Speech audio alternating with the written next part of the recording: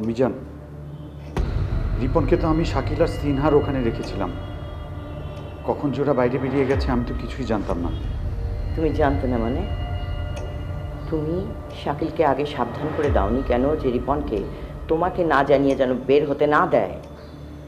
তুমি আমরা কত রকমের চেষ্টা করছি মুসা রঘুকে ফাঁসানোর জন্য। তোমার কি ধারণা ওরা ঘুমাচ্ছে? আমি জান, মুসা রিপনকে তুলে নিয়ে গেছে এটা সত্যি কথা, কিন্তু মুসা যে খুব বেশি একটা ফায়দা পাবে তা কিন্তু নয়।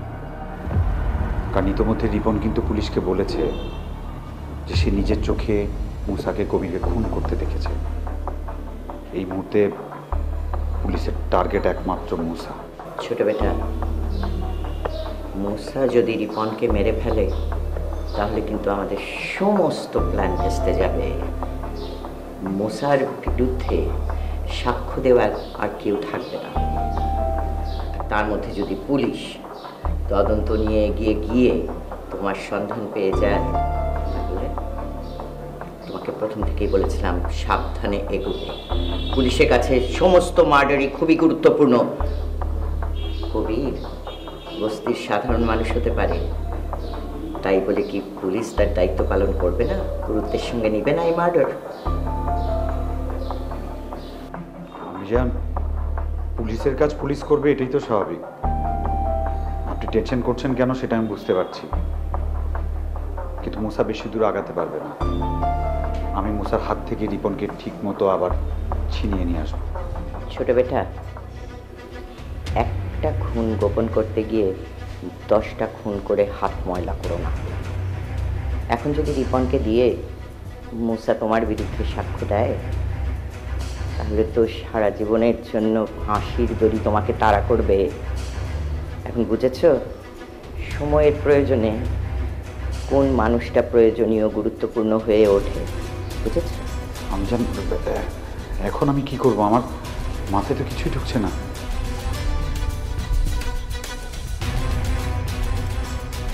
ছোট বেটা, এই বিষয়টির সামনে পিছে কোথাও আমি তোমাকে দেখতে চাই না। তোমার প্রয়োজন নেই। বড় বেটা সামলাবে, আমি বড় বেটাকে বলে দিচ্ছি। তুমি আবার কি করতে গিয়ে, কি সামলাতে গিয়ে কিভাবে ফাঁসবে আমার ধারণারও বাইরে। প্রয়োজন নেই।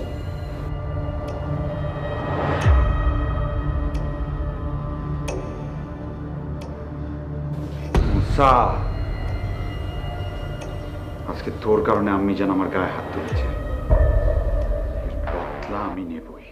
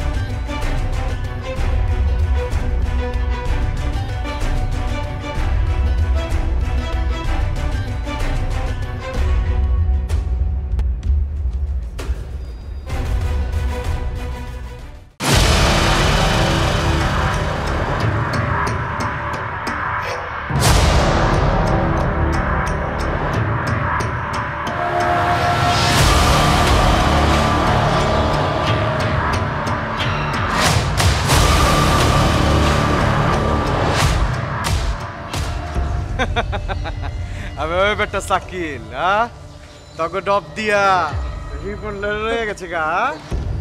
শোন, রিপন রে জামিন করা তোরা যে পাটটা লইছিলি, ভাবছিলি মুছা মনে হয় ঘুমায় গেছে গা। আবে ঘুমাই না কা। শোন, তোরা মুছার বিরুদ্ধে ষড়যন্ত্র করবি, আর মুছা কি চেয়া চেয়া দেখবো, বইয়া বইয়া থাকবো? হ্যাঁ আবে ও কিরা ফকিরা, রিপন রে লয়ে গেছে, সমস্যা নাই। রিপন রে তো খুঁজা বাই করবো পুলিশে, বুঝিস না কে? আর শোন, মোসার বিরুদ্ধে সাক্ষী দিব বইলেই তো রিপনের জামিন হইছে, বুঝিস না কে? রিপনরে খুঁজে না পাই গেলে সমস্যা নাই, কিন্তু মুসার খবর হয়ে যাইব, নিউজ হয়ে যাইব গা। কি নিউজ হইব জানিস? মুসার বিরুদ্ধে সাক্ষী দিব বইলেই রিপন হাওয়া, বুঝিস না কে? ব্যাপারটা সহজ হয়ে গেল না? এ শাকিলা, বেশি কাবজাব করিস না। রঘুবের হাতে মাইর খাই বিবি দেয়, ব্যাঙ্গের মতো লাফাইতাছ। বেশি লাফাইস না, বুঝছস? আবে ওই রাটকির বলা সর। ওই চোরাগর চোরা, গলা নামায়া কথা কইতেছি। এককারে এককারে এক টান মেরে কিন্তু একদম চিরালাম কইতেছি। আরে আরে কি আমগো কিছু করতে হইব? ওরা রঘু ভাই যদি রঘু ভাই সামনে পাই, কুরবানি গরুর চামড়া মতো ফাইরা লাইব না? তব কাছে ওই মুসার রঘু বিশাল কিছু হইতে পারে, আমগো কাছে পশমের দামও নাই। সর সর সর, হাট! রাটকির যা যা যা ভাগ। আবে ওই সাকিলা, ওই বিমুনাহি পিছন থেকে একটা গুলি কোন করে। নাকি আপনি? আমি পিছন থেকে শাকিটা বলে দিই কোন? না, পিছন থেকে ফকিরা কখনো মারে না। বুঝছ টেক্কা, ওরে আমি দেখতাছি, ওরে আমি টার্গেট করে লছি। আয় বুঝছো মুছা, ওই নাটকির পুতুলে দিয়ে কামটা করানো লাগবে। কেলা করানো লাগবো জানো? ওই মামদার পুতুলে পুলিশ সন্দেহ করছে ওই নাকি কবিরের মার্ডারের ব্যাপারে জানে। ওই চিঙ্গুরের ছাওয়ার কি জানি নামটা কইলা? রিপন। রিপন ওরে একবার আমি থাপড়াইছিলাম, একটা গুলিও করছিলাম পায়ে। আমার মনে হয় ওই যেতেই আমার বিরুদ্ধে মিথ্যা সাক্ষী দিতে চাইছিল। থাপড়াইছিলা, গুলি করছিলা কেলা? ভাই ও আমাদের মাল নিয়ে ঝামেলা করছিল, তার উপরে কবিরের সাথে মিলে কাজ করতো। এখন ওকে আটকায় রাখছি, কি করবো ওরে নিয়ে? মুছা, এটা কি কইলা? টাস্কি খেয়ে গেলাম তো। মাল কট করে নিয়ে আয়া পড়ছ, এখন তোমার আন্ডারে। ভালো করছো, মালডারে ভালো করে শিখায়া পড়ায়া ভয় ভীতি দেখায়া কোর্টে চালান দেওয়ান লাগবে, দিয়া কায়েসের বিরুদ্ধে সাক্ষী দেওয়ান লাগবে। কায়েস কবির রে খুন করছে, আর ওই খুন রিপনে নিজ চোখকে দেখছে। বুঝা পারছো না?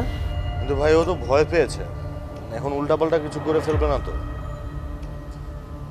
আমার যে রাগ উঠেছিল ওর উপরে, আমি তো ওরে মেরেই ফেলতাম, কিন্তু পরে মনে হলো না, ওরে দিয়ে কাজ করানো যেতে পারে।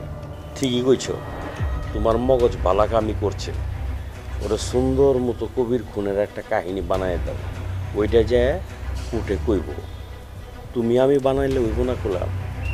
এটা উকিলের কাছে নিয়ে যাও, আমগো উকিল, উকিলই ওরা শিখায় পড়ায় দিব সব। ঠিক আছে।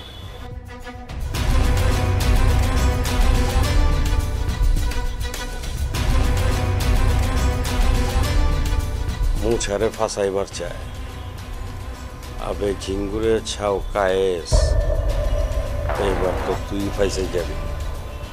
যে কি জানি একটা গান আছে না, ফাইসে গেছি আমি, ফাইসা গেছি, ওই দশ হইব। মান গেছি ভাই, ফাইসে যাবি। তার টাকাও নিয়ে নিছি, বাকির কাজ মজনু করে না। ওই বেটা ঠেটা মজনু, তুই ওই দিন আমগো কফাই বাইরে দৌড়ে লইয়া হ্যাঁ কি করবার চাইছিলি? খুন করে দিবার চাইছিলি। আজকে তোর কি হইব? আজকে তোরে তো আমি একবারে সামনে মান্ডে ক্লোজ করে দেব বেটা। ওই হন, ওদিন কষাই আমগুলো খারাপ ব্যবহার করছিল, পরে আমি যে বসের কাছে কইছি, বস কইছে ওরা ধরে লই আয়, ওরা সাইজ করে দেবো।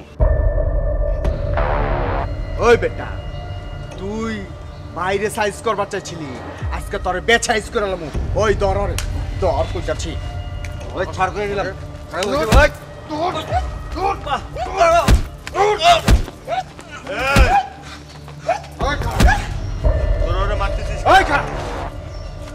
মুছা, তুমি আমগো মধ্যে থেকে সইরা যাও কইতেছি।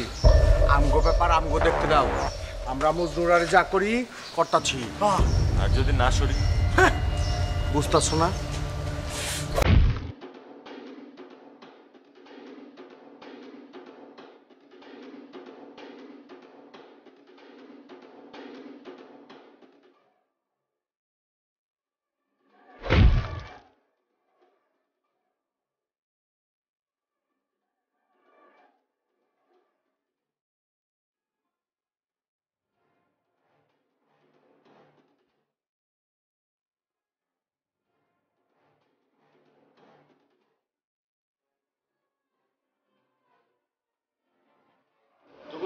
কারে আগে মারবো বল, কারে আগে মারবো বল। পরে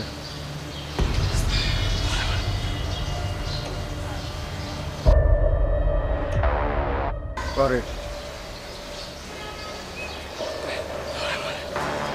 ও তুই আমার মারতে কসমান রে? তুই ওরে মারলি কেন?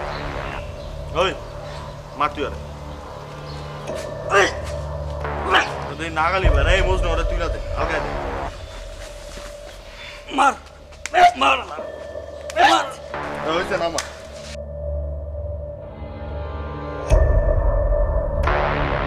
আর জীবনে আমার পোলাপান এগোর দিকে তাকাবি, কারোর লাগে ঝামেলা করবি? না বস। যার সময় পিস্তল লয়ে যায় পিস্তল করে যা।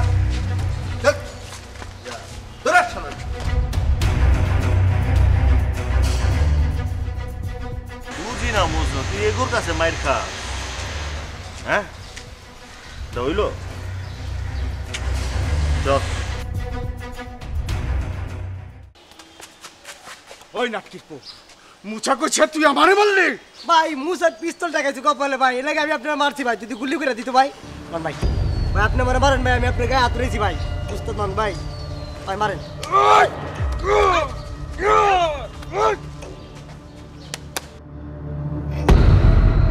বন্ধ করে দেখতেছি ভাই। ভাই ওই ওই তুই কিছু হয় না একটা, তোর কিছু হয় না একটা, কিছু হয় না একটা তোর।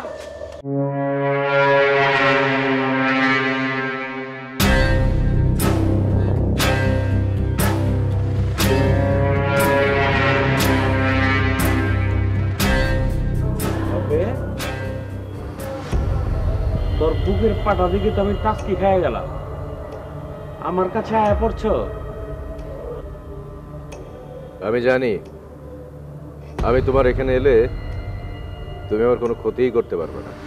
এত বিশ্বাস করলাম ভালো না, তোরা আমারে মারানোর লাগিয়া বহুত ফান পাচ্ছ, এখন কি লেগে আইছ সেটা কইয়া ফেলা। রঘু মামা, আমরা একে অপরের ব্যবসায়িক শত্রু, ব্যক্তিগতভাবে তোমার আমার মধ্যে কোনো শত্রুতা নেই।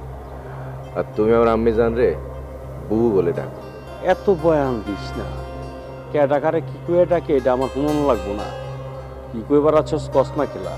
দেখো মামা, বড় একটা বিপদে পড়ে আসছে, পুতুলে তুমি বের করে দাও। এই ছেড়ি পুতুল তো আমার পাগলা বানায় দিব, সব তো কয় পুতুল আমার কাছে, মাগার আমি ছেড়িরে চিনি না। কোন জামিল এইসব আজে এটা কথা কয়ে আমার কাছে কোনো লাভ হইব না। ও, তুমি আমাদের বিপদ দেখে মজা পাচ্ছ না? মোর চেলা হজ কি মজা নিব না তো কি করু? আমি বিপদে পড়লে তোরা মজা নিতি না, ছাইরা দিতি নি? ওই ভাইনা, তোমার মিনতি দেখে আমার বহুত খারাপ লাগতেছে। আমি বুঝে আলাইছি পুতুলরা আড়ায় তোমরা বিরাট টেনশনে পড়ে গেছো গা। আচ্ছা ভাইনা, পুতুল যে আমার কাছে এই কথাটা তোমার কইছে গাঠা, বুবু কইছে নি? আমি যে তোমার কাছে আসছে এটা কিন্তু আর আম্মি জান জানে না। আচ্ছা ভাইনা, হাঁচা কইরা কও তো, ওই ছেড়ে কি তোমাকে ইম্পর্টেন্ট কিছু নিয়ে পলাইছে নাকি? তোমরা তো পাগলা হয়ে গেছো কেলা? মামা, এটা আসলে অন্য সমস্যা, তুমি বুঝবে না। পুতুলটা আমাদের খুব দরকার, তুমি পুতুলরে বের করে দাও। আর যদি পুতুলরে বের না করে দাও, ওরে নিয়ে যদি কোনো গেম খেলো, তাহলে কিন্তু খবর আছে। আচ্ছা, আমার খবর করিস ভাইনা। হইনা রাখ একটা কথা, পুতুল আমার কাছে থাকলেও তোকে দিতাম না। কেলা জানো, তোরা পুতুলটা পাইলি মাইরা হালার। না, পুতুলকে মারবো কেন? ওকে মারলে তো আমরাই ফেসে যাব, আর ওকে যদি আমরা স্যার অন্য কেউ মারে তাহলে আমরা ফেসে যাব। আমি তোমার কথা দিচ্ছি, পুতুলের কোনো ক্ষতি হতে দেব না, ওকে আমরা বাঁচিয়ে রাখবো। প্লিজ পুতুলকে তুমি দিয়ে দাও। ভাইনা মারাত্মক কথা কইছ। কি কি হইব? পুতুলরে যে কমাইরে হালাইলে তোমরা পয়সা যাবা? সুন্দর পয়েন্ট, সুন্দর পয়েন্ট, এটা আমার মাথায় আগে আসে নাই। আচ্ছা তুমি এখন যাও গা, যা পুলিশরে যা কোগা পুতুল আড়াই গেছে গা, আমার মামা আমার ডার্লিংটা আটকায় রাখছে। রঘু, কাজটা কিন্তু ঠিক হচ্ছে না। ভালো ব্যবহার আশা করেছিলাম।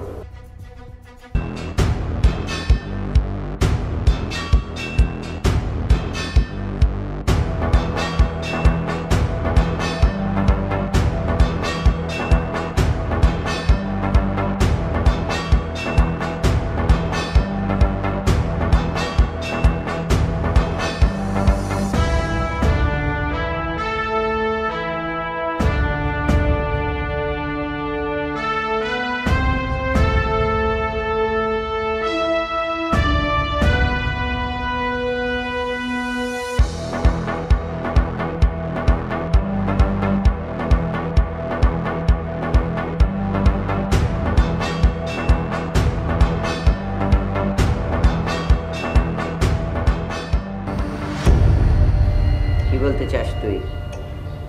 আমি জান, আমি আপনাকে লাস্ট বারের মতো একটা কথা বলতে চাই।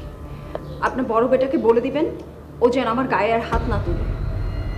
আমি যদি বাইরে গিয়ে একবার মুখ খুলি তাহলে আপনারা কিন্তু কারোর সামনেই মুখ দেখাতে পারবেন না। এই কি করবি তুই? কি করবি? ও মানুষের ঘরে ঘরে যে তোর স্বামী তোকে মারধর করে এইসব বলবি তো? যা যা বল গিয়ে।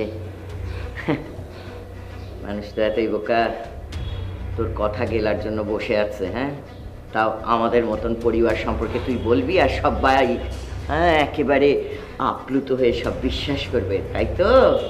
আমি জান, আপনারা বরঞ্চ এক কাজ করুন, আপনি আর আপনার বড় বেটা মিলে আমাকে একদম জানে শেষ করে ফেলুন। তাহলে আপনারাও বেঁচে গেলেন আর আমিও মুক্তি পেলাম। আমার মাথায় আসে না করে তুই একটা ছোট্ট খাট্ট বিষয় নিয়ে বাড়ির মধ্যে অশান্তি সৃষ্টি করিস। এখন আমি হাড়ে হাড়ে টের পাচ্ছি ছোট লোকের সঙ্গে বসবাস করা যে কত কঠিন। না আছে সম্মানবোধ, না আছে আমাদের স্ট্যাটাস, সে সম্পর্কে কোনো জ্ঞান। মানে একটু 19-20 হলেই তোর একটাই মোটে কাজ, বস্তির মানুষের মতন চিৎকার চেঁচামেচি করা। আমি তো ছোট লোকের মেয়ে, তাই না?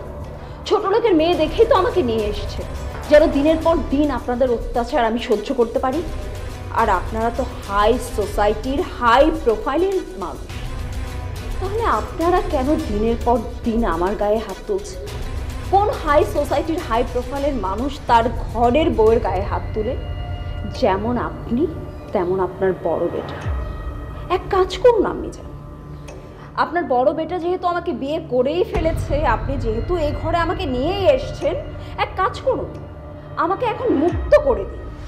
আমি মুক্তি হয়ে যাই আর আপনারাও ভালো থাকুন। আইরিন, তুই তো একেবারে কথার ফুলঝুরি হয়ে উঠেছিস। যা নয় তাই বলছিস, বাড়াবাড়ি হচ্ছে, বাড়াবাড়ি। আমি তোর অনেক অত্যাচার সহ্য করেছি। আমার সামনে আমার বেটারাও কিন্তু উচ্চস্বরে কথা বলার সাহস রাখে না, আর সহ্য করব না। এরপর এমন ধারার ব্যবহার যদি তোর কাছ থেকে পাই তাহলে আমি কঠিন হতে বাধ্য হব। আমি আপনাদের উপরে অত্যাচার করছি? বরঞ্চ আপনারা আমার উপরে অত্যাচার করছেন। একদম মুখ বন্ধ কর, ছোট লোকের বাচ্চা, যা এখান থেকে, একদম চোখের সামনে থেকে চলে যা।